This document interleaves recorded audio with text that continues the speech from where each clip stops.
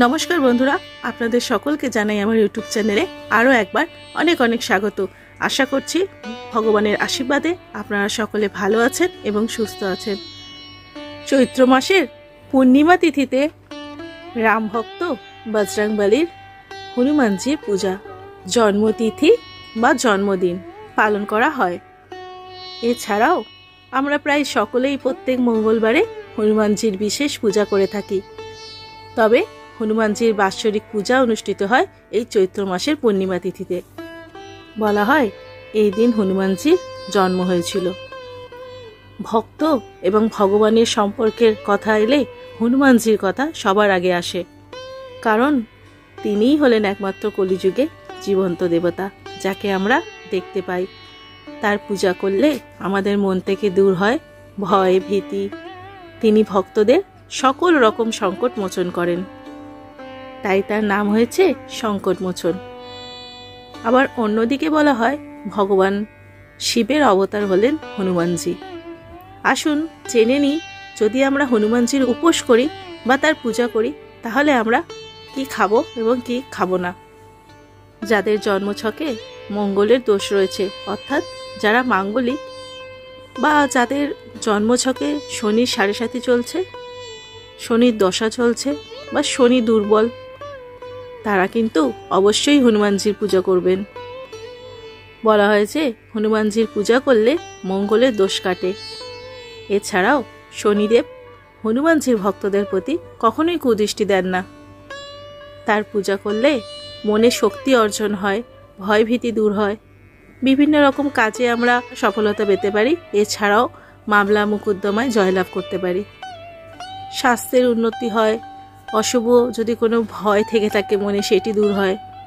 এছাড়াও আমাদের সংসারে সুখ শান্তি সমৃদ্ধি অর্থনৈতিক সচ্ছলতাও বজায় রাখে। বন্ধুরা, সংকটমোচন বজরংবলীর উপোস সাধারণত 12 ঘন্টা হয়। তাই এই উপোস করতে গেলে প্রথমেই যেটা করতে হবে সেটা হলো সূর্যোদয়ের আগে আপনাকে ঘুম থেকে উঠতে হবে। পবিত্র নদীতে স্নান সেরে, যদি আপনার পক্ষে সম্ভব না হয় তাহলে বাড়িতেই বালতির মধ্যে গঙ্গা জল মিশিয়ে নিয়েও আপনি স্নান করতে পারেন। স্নান করার পর ভগবানজির কাছে গিয়ে আপনি ব্রতের সংকল্প নিন। তারপর আপনাকে টানা 12 ঘন্টা উপোস করে থাকতে হবে। সূর্যের অস্ত যাবার পরে চন্দ্র উদয় হওয়ার পর প্রদোষকালে এই পুজো সম্পন্ন করতে হবে। এই সময় ব্রতীরা ব্রত করে তারপরে পূজা শেষ করার পর হনুমানজির প্রসাদ সকলের মধ্যে বিতরণ করবেন। তারপর আপনারা সেটা গ্রহণ করবেন। অর্থাৎ সারাদিনে মাত্র একবারই আহার করতে পারবেন যারা হনুমান জয়ন্তীতে হনুমানজির পুজো করবেন। এছাড়াও যারা প্রত্যেক মঙ্গলবার হনুমানজির পূজা করেন তারাও কিন্তু দিনে একবারই আহার গ্রহণ করেন। তবে সকলের পক্ষে কিন্তু নির্জলে উপোস রাখা কখনোই সম্ভব না, শারীরিক অসুস্থতা থাকতে পারে। তাই যারা সংকল্প নিচ্ছেন যে হনুমানজির পূজা করবেন কিন্তু সম্পূর্ণ উপোস থাকতে পারবেন না, তাদের যে যে নিয়মগুলো পালন করতে হবে এবার একটু মন দিয়ে শুনে নিন। যেহেতু হনুমানজি ফলই খেতেন, তিনি ফল অত্যন্ত পছন্দ করতেন, তাই যারা নির্জলে উপোস করতে পারবেন না এই ফলাহারের মাধ্যমে এই দিনে থাকতে পারেন। এছাড়াও দুধ বা দুধের তৈরি যে কোনো খাবার আপনারা খেতে পারেন। তবে খাবারে লবণের পরিবর্তে আপনারা সন্দক লবণ ব্যবহার করবেন। এই দিনে আপনারা সম্পূর্ণ নিরামিষ আহার গ্রহণ করবেন। বাড়িতে কোনো রকম পেঁয়াজ রসুন রান্না করবেন না। আমিষের মধ্যে মাছ মাংস ডিম কোনোটাই খাওয়া যাবে না। এছাড়াও আপনারা বিভিন্ন রকমের ড্রাই ফ্রুটস খেতে পারেন, তার সাথে শরবতও খেতে পারেন। এছাড়াও এই পুজো যারা করবেন, যারা সন্ধেবেলায় খাবার গ্রহণ করবেন, তারা সব রকম তরকারি খেতে পারবেন। সব রকম সবজি দিয়ে একটা তরকারি তৈরি করে আপনার ইচ্ছা মতো আপনি খেতে পারেন। কিন্তু মনে রাখবেন, সাধারণ লবণ কিন্তু খাবারে ব্যবহার করা যাবে না।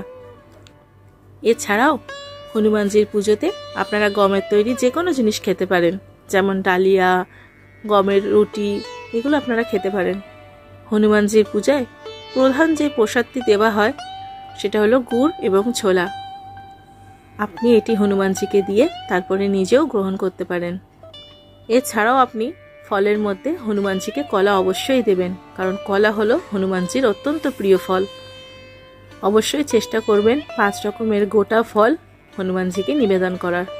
এছাড়াও যদি আপনি পঞ্চমুখী হনুমানের পুজো করেন তাহলে কিন্তু পুজোয় নারকেল অবশ্যই দেবেন। তার পূজাতে লাড্ডু হলো বিশেষ নৈবেদ্য। তিনি 3 রকমের লাড্ডু খুবই পছন্দ করেন, যেমন কেশরিয়া বুন্দির লাড্ডু, বেসনের লাড্ডু, এছাড়াও মালাই মিষ্টির লাড্ডু। এর মধ্যে বেসনের লাড্ডু হলো হনুমানজির সবথেকে প্রিয়। এছাড়াও আপনারা 5 রকমের পঞ্চমেওয়া, এর মধ্যে কিশমিশ, কাজু, আখরোট, কাঠবাদাম, শুকনো নারকেল, এটাও আপনারা হনুমানজির প্রসাদে দিতে পারেন। তারপরে যেটা অবশ্যই দেবেন সেটা হলো পান। বেনারসি পান কিন্তু হনুমানজির অত্যন্ত প্রিয়। তবে যদি বেনারসি পান আপনি না পান তাহলে আপনার হাতের কাছে যে পান থাকবে আপনি সেটাই দিতে পারেন। এছাড়াও এক ধরনের পোলাও তৈরি করা হয়, জাফরানি পোলাও তার নাম, তার মধ্যে জাফরান থাকে। এটি আপনি হনুমানজিকে নিবেদন করে নিজেও গ্রহণ করতে পারেন।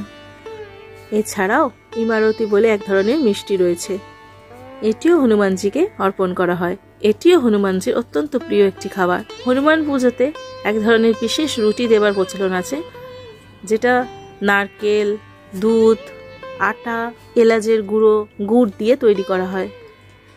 ঘি মিশিয়ে তৈরি করা হয় এই মেথি রুটি। খুবই পুষ্টিকর একটি খাবার, এটিও আপনারা হনুমানজিকে দেবেন। এছাড়াও তার পুজোতে যেগুলো দেবেন সেটা হচ্ছে লাল রঙের দেখতে যে কোনো ফল আপনি অবশ্যই একটি তার জন্য দেবেন। এর মধ্যে যে বিশেষ জিনিসগুলো অবশ্যই দেবেন সেটা হলো লাল বা কমলা রঙের যে কোনো রকমের মিষ্টি জাফরানযুক্ত আপনারা হনুমানজিকে দিতে পারেন। তার সাথে সাথে অবশ্যই চেষ্টা করবেন যে কোনো এক ধরনের লাল ফল হনুমানজিকে দেওয়ার। এছাড়াও বোঁদে কিন্তু আপনারা হনুমানজির নৈবেদ্যতে অবশ্যই রাখবেন। বন্ধুরা, আমরা এই ভিডিও দেখে জানলাম যে যদি আমরা হনুমানজির পূজা করি বা নির্জলা উপোস রাখি তাহলে আমরা কি কি খেতে পারবো। এই পূজা অতি সাধারণ, এতে বিশেষ কিছু নিয়ম নেই। আপনি আপনার মনের ভক্তি, শ্রদ্ধা এবং নিষ্ঠা সহকারে যাই ভগবানকে দেবেন ভগবান সেটাই গ্রহণ করবেন। এবার চলুন আপনাদেরকে জানিয়ে দিই যে এবছরে অর্থাৎ 2024 সালে হনুমান জয়ন্তী সঠিক সময়সূচি। বন্ধুরা, যদিও বা চৈত্র মাসের পূর্ণিমা তিথিতে হনুমানজির জন্মদিন পালন করা হয়, কিন্তু এবছরে একটু আলাদাই পড়েছে। বৈশাখ মাসের পূর্ণিমা তিথিতে পালন করা হবে হনুমানজির জন্মদিন। তাই এবছর কিন্তু এই দিনটি খুবই গুরুত্বপূর্ণ হতে চলেছে, কারণ এবছরে 2024 সালে হনুমান জয়ন্তী মঙ্গলবার পড়তে চলেছে। শাস্ত্রে বলা হয়েছে মঙ্গলবার বা শনিবার হনুমান জয়ন্তী পড়লে সেই পূজার গুরুত্ব খুবই বেশি। তাই এবছরে হনুমান তিথি শুরু হচ্ছে 22শে এপ্রিল 2024, 9ই বৈশাখ 1431 সোমবার রাত্রি 2:56 থেকে, আর পূর্ণিমা তিথি সমাপ্ত হচ্ছে 23শে এপ্রিল 2024, 10ই বৈশাখ 1431 মঙ্গলবার রাত্রির বেলায় 4:32, অর্থাৎ ভোর রাতে শেষ হচ্ছে। এবছরে আপনারা যদি হনুমান জয়ন্তী পালন করতে চান তাহলে আপনারা পূজা করবেন 23শে এপ্রিল মঙ্গলবার দিনকার, এটাই সব থেকে ভালো সময়। এছাড়াও যারা ভাবছেন বাড়িতে সত্যনারায়ণের পূজা করবেন তারা যে সময় পূজা করতে পারবেন সেটি হলো বিকেল 5:58 থেকে সন্ধ্যে 7:30 মধ্যে। এটা হলো সব থেকে ভালো সময়, আপনারা এই সময় সত্যনারায়ণের পূজা করতে পারেন ঘরে।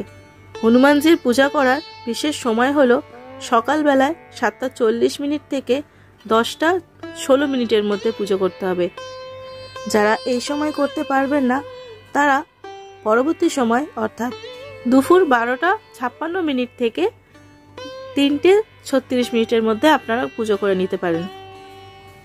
যারা গঙ্গা স্নান করে এই ব্রত সংকল্প নেবেন ভাবছেন তারা গঙ্গা স্নান করবেন সকাল 5:14 থেকে বিকেল 4:32 মধ্যে, অবশ্যই 23 তারিখ মঙ্গলবারের। তাহলে আজকের ভিডিও এখানেই শেষ করছি বন্ধুরা। সকলে ভালো থাকবেন এবং সুস্থ থাকবেন, খুব ভালোভাবে নতুন বছর কাটাবেন। ধন্যবাদ।